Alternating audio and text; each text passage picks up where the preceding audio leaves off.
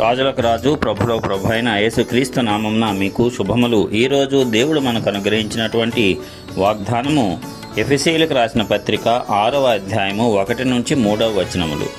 పిల్లలారా, ప్రభువునందు మీ తల్లిదండ్రులకు విధేయులై ఉండుడి, ఇది ధర్మమే. నీకు మేలు కలుగునట్లు నీ తండ్రిని తల్లిని సన్మానింపుము, అప్పుడు నీవు భూమి మీద దీర్ఘాయుష్మంతుడవగుదువు. ఇది వాగ్దానంతో కూడిన ఆజ్ఞలలో మొదటిది. ప్రియులారా, ఈ వాగ్దానాన్ని మనం గమనించినట్లయితే ఇక్కడ పిల్లలందరికీ కూడా దేవుడు చెప్తున్నది ఏంటంటే, ప్రభువునందు మీ తల్లిదండ్రులకు విధేయులై ఉండుడి, ఇది ధర్మం అంట. అంటే పిల్లలందరూ కూడా తల్లిదండ్రులకు విధేయులుగా ఉండాలి అని వాక్యం స్పష్టంగా తెలియజేస్తుంది. ఒకవేళ నీకు నీ తల్లి మీద తండ్రి మీద కోపం ఉండి ఉండవచ్చుగాక, వారు చేసినటువంటి పనులు కానీ లేక ఏదైనా ఇతర కార్యముల వల్ల నీ యొక్క మనసు గాయపడవచ్చునుగాక. అయితే నీవు నీ తల్లిదండ్రులను ద్వేషించకూడదు. ప్రభువును బట్టి నీ తల్లిదండ్రుల ఎడల నీవు విధేయత కలిగి ఉండాలి.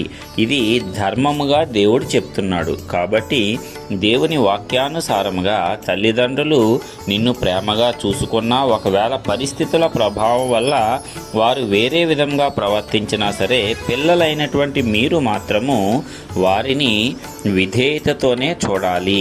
అంతే తప్ప వారి మీద ద్వేషమును పెంచుకొని మీరు జీవించకూడదు. ద్వేషముతో కూడా నీవు జీవించినట్లయితే అది వాక్య విరుద్ధమే. వాక్య విరుద్ధంగా నీవు జీవిస్తే నీవు పాపము చేసినట్లే. మరి ఇక్కడ వాక్యం ద్వారా దేవుడు ఏమి హెచ్చరిస్తున్నాడు? నీకు మేలు కలుగునట్లు నీ తండ్రిని తల్లిని సన్మానింపుము, అప్పుడు నీవు భూమి మీద దీర్ఘాయుష్మంతుడవగుదువు. మరి పిల్లలు దీర్ఘాయుష్తో సంతోషంతో జీవించాలి అంటే తల్లిదండ్రులను ఈ భూమి మీద సన్మానించాలంట. అప్పుడు నీకు మేలు కలుగుతుందంట. దేవుడు నీకు మేలు కలుగజేస్తాడు. నీ తల్లిదండ్రులు నిన్ను ప్రేమించినా ప్రేమించకపోయినా సరే, నీవు నీ తల్లిదండ్రుల పట్ల బాధ్యతగాను దేవుని వాక్యానుసారం విధేయత చూపినట్లయితే దేవుడు నీకు సమస్త మేలులు చేస్తాడు. నీవేవైతే కోల్పోయావో వాటన్నిటినీ కూడా తిరిగి దేవుడు అద్భుత రీతిగా ఇస్తాడు. నీ కుటుంబంలో పరిస్థితులన్నిటినీ మారుస్తాడు. ఎందుకంటే ఒక వ్యక్తి ద్వారా శాపము ఎలాగూ లోకంలోనికి వచ్చిందో, అలాగే ఒక వ్యక్తి ద్వారా పాపము లోకంలో నుంచి పోవటం మనం చూస్తున్నాము. మొదటి వ్యక్తి ఆదాము, కడపటి వ్యక్తి యేసయ్యగా మనం చూడవచ్చు. అట్లాగే నీవు గనక సరిగా ప్రవర్తించి దేవుని ఎడల భయభక్తులు, నీ తల్లిదండ్రుల ఎడల విధేయత కలిగి ఉంటే, అప్పటి వరకు నీ తరాలు చూడనటువంటి ఆశీర్వాదము నీ ద్వారా నీ కుటుంబము, నీ రాబోవు తరాలు కూడా చూసేలాగా దేవుడు చేస్తాడు. ఇది గొప్ప మర్మము. ఈ వాక్యం ద్వారా దేవుడు మనకు అనుగ్రహిస్తుంది ఏమిటంటే, ఇప్పటి వరకు నీ కుటుంబం ఆశీర్వదింపబడలేకపోయిందేమో, నీ తల్లిదండ్రులకు సామర్థ్యం లేదేమో, నీకు దేవుడు ఇచ్చినటువంటి దానిని నీవు పాటించినట్లయితే దేవుడు నీకు మేలు కలుగజేస్తాడు. నీకు దేవుడు దీర్ఘాయుష్ను కూడా ఇస్తాడు. అప్పుడు నీవు నీ కుటుంబాన్ని చక్కగా పోషించుకోగలవు. నీతో పాటు నీ కుటుంబమే కాకుండా రాబో తరాలు కూడా నీ పేరు చెప్పుకునేలాగున నీవు ఆశీర్వదింపబడవచ్చు.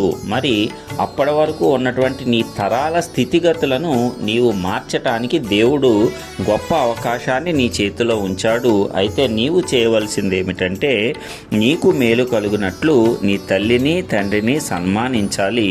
నీవు భూమి మీద దీర్ఘాయుష్మంతుడు అవుతావంట. నీకు సమస్త మేలులను దేవుడు అనుగ్రహించడమే కాకుండా ఆ మేలులు అనుభవించటానికి కూడా నీకు ఆయుష్ను ఇస్తాడు. లోకంలో మనం చూసినట్లయితే అనేక మంది సంపాదిస్తారు, కానీ వారు దానిని ఏమాత్రము అనుభవించకుండా గతించిపోతూ ఉంటారు. వారి సంపాదన అంతా తర్వాత వేరే వారి పాలవటం మనం చూస్తూ ఉన్నాం. అయితే ఇక్కడ నీవు సంపాదించిన దానితో నీవు మేలు పొందటమే కాకుండా నీవు తృప్తి పొందేలాగున దేవుడు నీకు దీర్ఘాయుష్ను అనుగ్రహిస్తానని చెప్తున్నాడు. అదేవిధంగా నీవు ఒక్కడవే నీ యొక్క తరాలను మార్చగలిగేటువంటి శక్తి సామర్థ్యాలను దేవుడు నీకు ఇస్తానంటున్నాడు. అయితే వాగ్దానముతో కూడిన మొదటి ఆజ్ఞ అయినటువంటి దీనిని నీవు గనక అనుసరించినప్పుడు మాత్రమే అది నీకు జరుగుతుంది. నీ ద్వారా నీ కుటుంబం ఆశీర్వదింపబడుతుంది.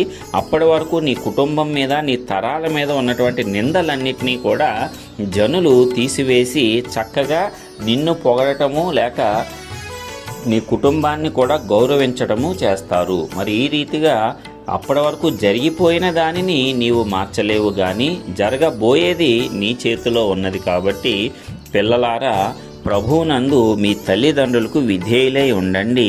మీకు మేలు కలిగేటట్లు, మీరు దీర్ఘాయుష్మంతులగునట్లు మీ తల్లిదండ్రులను సన్మానించి దేవుని ఆజ్ఞకు లోబడినట్లయితే దేవుడు గొప్పగా మిమ్మల్ని హెచ్చిస్తాడు, ఆశీర్వదిస్తాడు, సకలమైన మేలులతో మిమ్మల్ని నింపుతాడు. మీ ద్వారా మీ తరాలు ఆశీర్వదింపబడతాయి. ఇంత గొప్ప ధన్యత దేవుడు మనందరికీ అనుగ్రహించాడు. కాబట్టి ఎవరైతే ఈ వాక్యాన్ని వింటున్నారో వారందరూ వాక్యానుసారంగా నడుచుకున్నప్పుడు దేవుడు ఈ వాక్యంలో ఉన్న ప్రతి విధమైన మేలును అనుగ్రహిస్తాడు. మనమందరము ఇలాంటి మేలులు పొందుకొని దీర్ఘాయువుతో జీవించటానికి పరిశుద్ధాత్మ దేవుడు తన కృపను విస్తరింపజేయాలని యేసయ్య నామమున ప్రార్థించుచున్నాను. ఆమేన్.